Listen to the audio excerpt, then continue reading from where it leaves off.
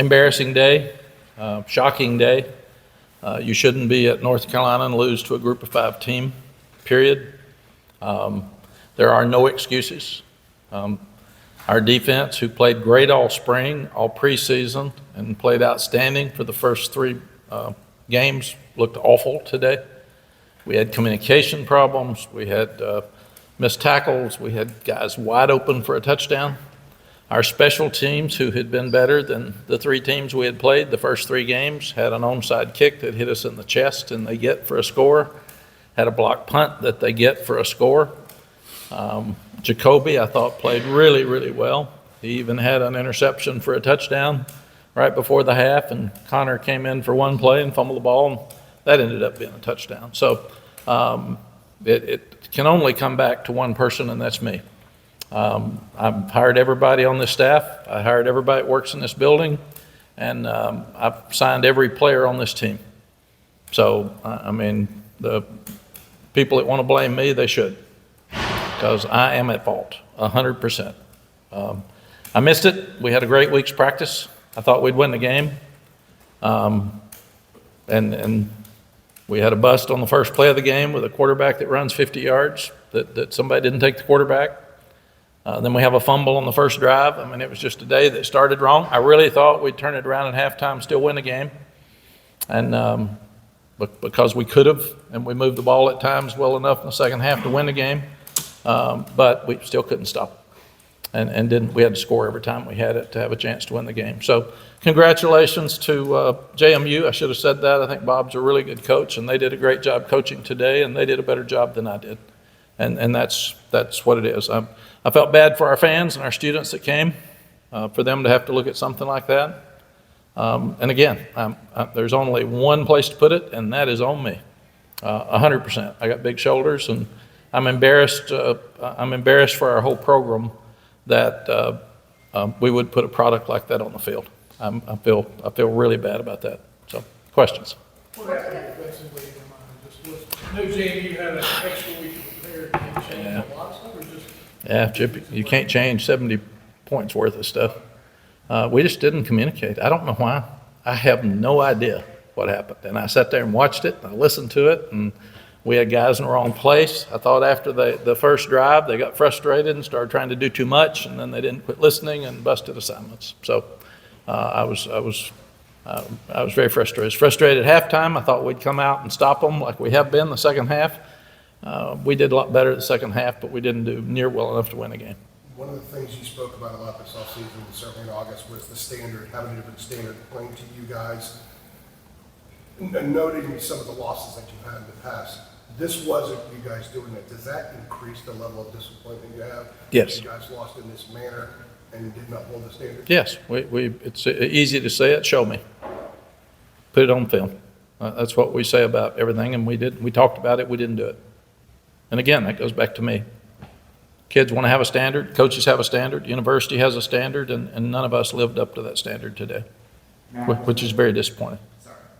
Was there a moment in the first half where things started to spiral? Was there a moment where you could sense stuff was really starting to snowball? Yeah, we talked all week about getting a quick start in the first play of the game. They run 50 yards on a quarterback option that nobody takes a quarterback when the guy's supposed to take him. That wasn't the best way to start when you said we can't start like we did last week. So, and then the onside kick, we were screaming onside kick. And it hit us right in the chest and bounced. Block punt. They had overloaded to the right side. So we worked on it, had seen it. Bounces right up and runs it in for a touchdown. So there were a lot of spiraling moments in this one. Mack, to that point, with the onside, with the block punt, with the 70 points you gave up on defense, we can say people who want to blame you, that's fine, put it on you. I mean, isn't this also, though, a failure across the board in terms of coaching? Failure across the board's me. I hired them all. So if they didn't do their job, it's my responsibility because I'm the one that got them here. Period. I mean, a lot of coaches don't like to say that. It's fact. I'm responsible for everybody here, and I'm responsible for the way the game went. So, I mean, I respect the way you're owning this, and credit to you, you own the mistakes in the past, not finishing, change the coordinators, change kind of culture, try to, so a day like this, which feels kind of like a new low, I mean, where do you go from here? Like, what's the next step? I go home and I start putting a lot of thought into what's next and what do we have to do to fix it. I mean, that's what's best for this program, and that's what you do. I don't get to leave at the end of the first quarter. I have to stay. Been some in my career, I wish I could have left, but I can't. And then I don't get to bitch, I have to fix. So there's differences in my job, but that's what I get paid for. Was today one of them? One of what? Was when theoretically just leave? No, I thought we'd win at halftime. I really did. I'm stupid enough probably to think we turned around and we had a chance. I thought it was App State in the fourth quarter even. I never think we're going to lose. But then we had a couple of when we fumbled, the quarterback fumbled and they scored easy. And there were a couple of things that happened that just really hurt us. We needed the 2-point plays and we missed 2 in a row after we scored. But they were getting tired and we were moving the ball and scoring. I got to 18. I really thought we had a chance to win. When you kicked that field goal early in the third quarter, was that you saying, look, we just get points, we're going to come back and win Yeah. this thing, but we got to get a little something out of this? Yes, they had to have, it was 4th and 12, I think, or something, and you couldn't walk away without points there. I guess the game was going as it was when they started going on that run. Did you feel there was any sort of, did you feel like anyone was getting disengaged or anything like that on the field, or was it just a matter of? No, I think they were just frustrated. They've had so much pride in this defense, and Jeff's done such a good job, and to the drastic change from what we've seen to what they just had happen, and everybody's been bragging on them so much, and me been bragging on them so much, and I mean, we didn't do anything right. I mean, it's hard to have a game where you do nothing right on defense, and I'd say in this one we did very little to nothing right. Mack, how do you keep this game from, as you say, beating you twice down the road or 3 times, and just becoming a black cloud that hangs over these guys' heads? I don't know. I go home and start thinking about that. I've had 15 minutes here or 30 to walk off the field and try to figure all this out, and I got to answer questions for them. I got to answer questions for you all, and then I got to figure out what happened. I haven't even seen it. So now I have to unbearably have to go home and watch it. Is this the low point of since your return? I don't know. It's been some. But this is definitely in the group. Was maybe the most shocked you've been in an outcome, especially the way it unfolded? I think the fourth quarter at App was pretty shocking. That was one I'd never seen before. We did still pull it out. And like I said, I thought we'd pull this one out today. So I'm not ready to make statements on what's the worst day of my life yet, since I'm an hour out. I'd like to think about that before I declare this the worst day of my life. Mack, what did you see with Barnett, their quarterback? What did you see, beyond, as you said, communication issues for your defense? What did you see were the difficulties in trying to stop him? Because he had a field day. Yeah, he's athletic. I didn't think we pressured the quarterback. I mean, we let him throw, and when he ran good. I thought he did a really good job. I'm proud of George Pettaway. He did some good things as well. What did the conversation look like for the team At halftime, look yourself in the mirror. It's not good. Offensively, we've done some good things, but we've got to be more balanced. We've got to give Jobe more time. Defensively, we've got to start over. Man, that was awful. It's a kicking game. We can't do what we did. And then you got to get yourself in a position where I said we're going to win the game, but we got to start over. You can't get frustrated. You can't get down there. Their sideline's excited, which you can't let a lesser team be excited, and we did. And our sideline's dead. And we're frustrated, and we got bad body language. The fans left. I mean, so it's you got to fight. I said you by yourself, but you got to fight by yourself to win. So. And even with kind of like the defensive troubles, what did you see happening that caused the offense to slow down? Well, they scored 50, Yeah. so it'd be hard to say they had a bad day. Maybe specifically in the first half. I don't know. Had 21 first half, so I don't know. I'd have to go back and look at it. I thought, we got new guard. Coach still in the press box. He's not on the sideline. We got a lot of excuses, but none of them matter. And to go off there, I know, like you said, you haven't had a chance to look at it, but it seemed the turnovers kind of started to pile up over time. I think it was 5, toward the end of the game. Was there anything that you marked that up to specifically that JMU was doing, and maybe that the offense maybe wasn't doing? I think what I haven't talked about enough is Bob Chesney. I thought he coached his team better than I did. He's an upcoming young coach that did a tremendous job. They have an outstanding program. They're very committed to football there. They always have been. They beat Virginia last year.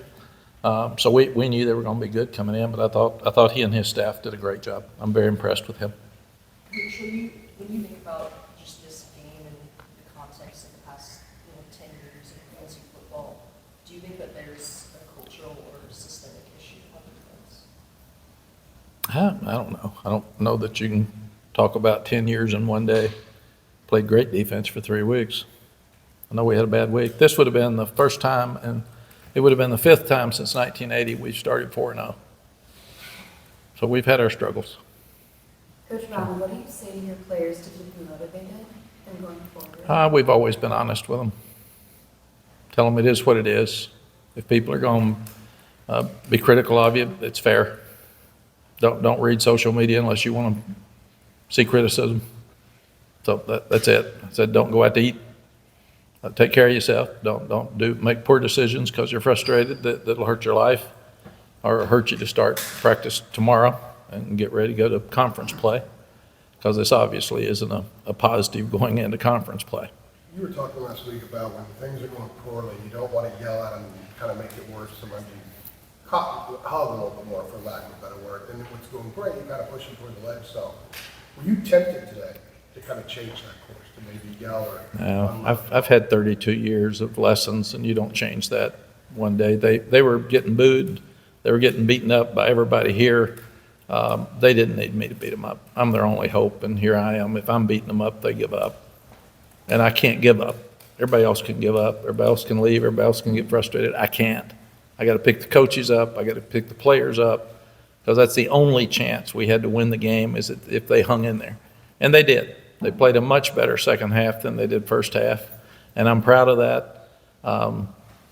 But we were in such a hole we couldn't get out. Mack, what was your reaction and the team's reaction that you saw to the booing as you went in at halftime? I told them we deserved it.